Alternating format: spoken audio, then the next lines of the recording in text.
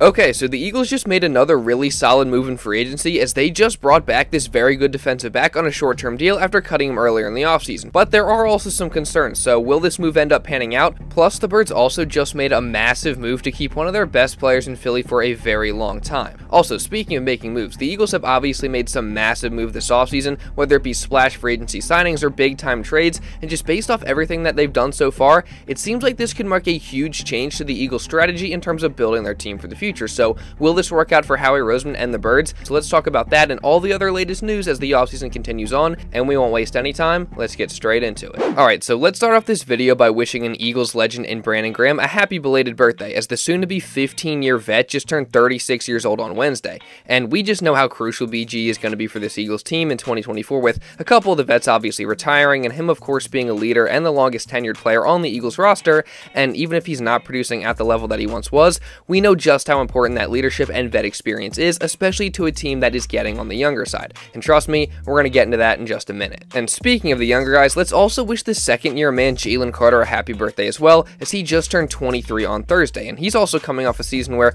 I mean, if the defensive play calling and scheme weren't completely inept, he probably would have won the Defensive Rookie of the Year award. I mean, he was on pace to do so for the first half or so of the season until the defense went from bad to worse and Matt Patricia took over. But Jalen Carter is just a guy who I really do expect to pan out. I mean, his talent and ability is obviously just incredible. The guy is an absolute freak, and he flashed that multiple times throughout the season last year, especially early on. And he really did have a nice rookie season when you look at it, where he racked up 6 sacks and 33 total tackles. So now that he's going to have a bigger role with Fletcher Cox retiring, and he's also had a year of experience in the NFL already, and he's also been given a little bit more time to develop, I expect those numbers to go up this coming season. And really, as long as he continues to work hard and stay focused on football, I really do think that we could be looking at another one of those guys that the Eagles draft, and he becomes a building block and staple of the team for many years to come. So there's no doubt that Carter clearly has that potential. He just has to stay the course. So drop a like down below to wish Carter a happy birthday.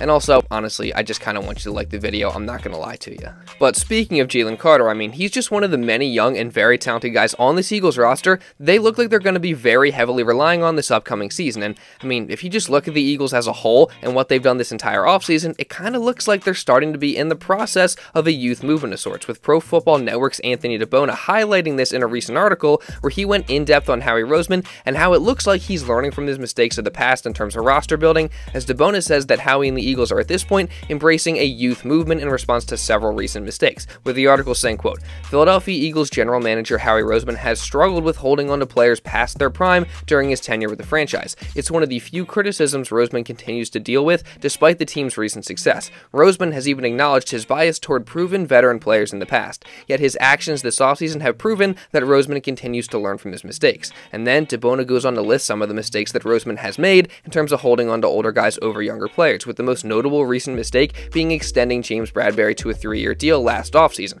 And he also went on to explain how the Eagles are learning from that and other mistakes that they've made in the past this offseason, with the Eagles set to enter 2024 having Jalen Carter and Cam Jurgens, among others, set to fill in for retired veterans, while Howie also brought back CJ Gardner-Johnson to replace the much older Kevin Byard. And then he also went in depth on the whole Haason Reddick situation and explained how this new strategy of leaning towards younger players could be the reason why the Birds decided to move on from Haas, with DeBona writing, quote, Yet, as this offseason has progressed, Roseman is clearly emphasizing getting younger and allowing players to walk despite their previous accomplishments for the franchise. If this were a few years ago, Roseman would have absolutely signed Haason Reddick to a massive extension this offseason. However, that obviously wasn't the case this offseason, as Roseman traded Reddick to the New York Jets in exchange for a conditional 2026 third-round draft pick. While Reddick could surely still produce at a high level, Roseman wasn't about to sign the 29-year-old pass rusher to a huge contract that he would possibly regret in a year or two. Now, obviously, Howie then opted to replace Haason Reddick with the soon-to-be 26-year-old Bryce Huff, who, sure, he's not nearly as proven as Reddick, but the talent and potential is there for Huff, and he's also cheaper and, of course, much younger. Plus, now the second-year man Nolan Smith is obviously going to have a much bigger role in Haas's absence, and DeBona also mentions later in the article how Josh Sweat is obviously still here, while suggesting that his age of 26 as opposed to Reddick's, him almost being 30, is a big reason for that. So, just based on all this evidence, it really does seem like the Eagles are starting to trend towards a youth movement and valuing younger players over the older vets, and honestly, I do really like it. I think it shows growth from Howie Roseman and just a willingness to change and improve upon mistakes that he's made in the past. And I really do think that this youth movement is going to work out for the best, but what do you guys think? Now, regardless of that and me liking that the Eagles are emphasizing getting younger, I still can't lie and say that the Eagles won't miss Haason Reddick, although there are some reports out there that are seemingly trying trying to soften the blow of the trade by suggesting that Haas was being selfish last season, with Jeff McLane coming out and saying, quote, "I think that there was some concerns about him chasing sacks." I don't know if that's what specifically Fletcher Cox was referencing, but I heard from people in the organization that Haason was one of the guys that they thought was doing that. Now, I gotta say that I kind of have to agree with Jake Rabati in thinking that that statement was kind of poorly worded or maybe even a little bit clickbaity by McLane, as what this really is saying is that they believe Reddick was freelancing and not playing within the structure of the defense. And while this can be looked at negatively and you can form your own opinions about this,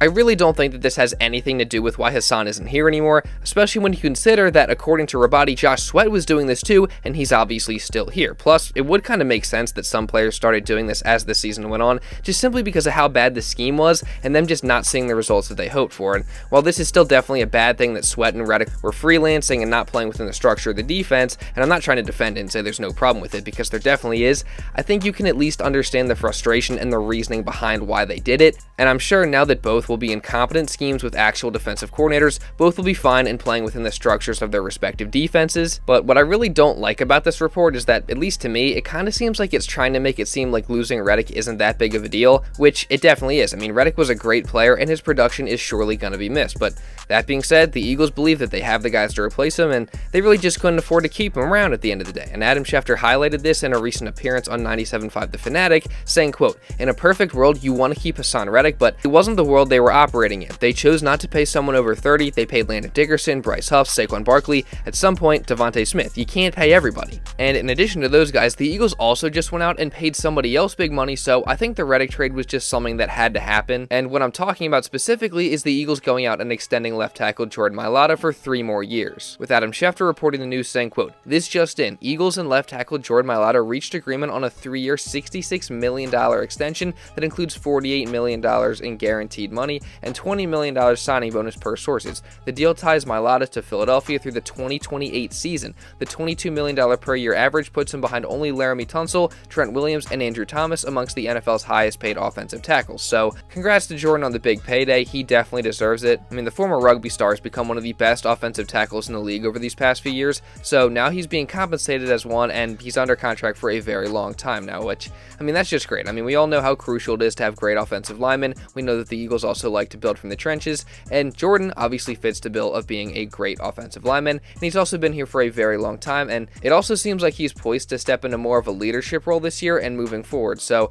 overall, it's just great to get him locked up for the long term, and I'm overall just really happy about this move. And something else that I'm happy about is the Eagles' decision to bring back a longtime starter on their defense, is after they cut him earlier this offseason, just before the start of free agency, the Eagles have officially brought back slot cornerback Avonte Maddox, with Adam Schefter reporting, quote, "Eagles reached agreement on a 1-year deal with cornerback Avonte Maddox per source." And then Jake Rabati followed it up by giving us the details of the contract, at least to his knowledge, by saying, quote, "Got the sense this was the likely outcome when Maddox's market was very stale. Took a visit with the Saints, but not much besides that. League source indicated to me this is an incentive-based deal with little guarantees." So all in all, considering all of that, I honestly think that this is a fantastic deal by the Eagles. I mean, Maddox is a guy that when he's healthy and also playing in a good scheme, he's a very good option at slot cornerback, and arguably one of the best in the entire NFL. I mean, whether that's coverage, whether that's sticking his nose in there and helping stop the run, whether that's blitzing, or him just using his instincts and flying around the field like a missile. I mean, he plays fast, he plays hard, and he brings the energy every single play. But the problem is that Maddox is always hurt. I mean, he has really struggled to stay on the field these past few seasons, especially last year, where he tore his pec in week 2 and then didn't come back until week 17 against the Cardinals. And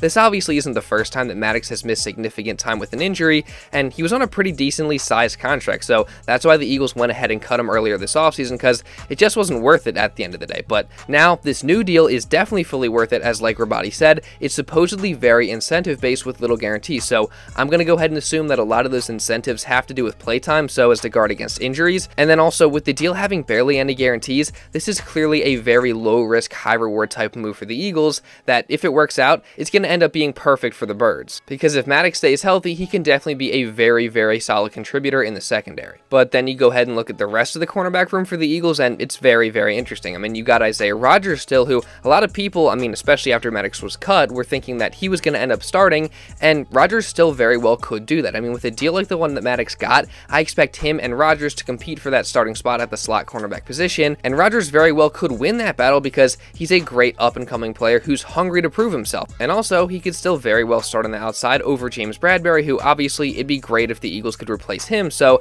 I guess we'll see what happens there. And of course, the Eagles could still also draft somebody at cornerback, so that'll be a fun position to monitor for the rest of this offseason. And if you guys don't want to miss any other Eagles coverage coming throughout the rest of this offseason or just leading into next season, make sure you guys subscribe, and also really importantly, turn on notifications so you are notified instantly when one of these videos is uploaded. And also, while you're at it, make sure you drop a like to show some support and leave a comment down below just regarding anything that I talked about in this video. And if you want to watch another Eagles video going over Reed Blankenship's short-term extension as well as some other news, you can check this out right here.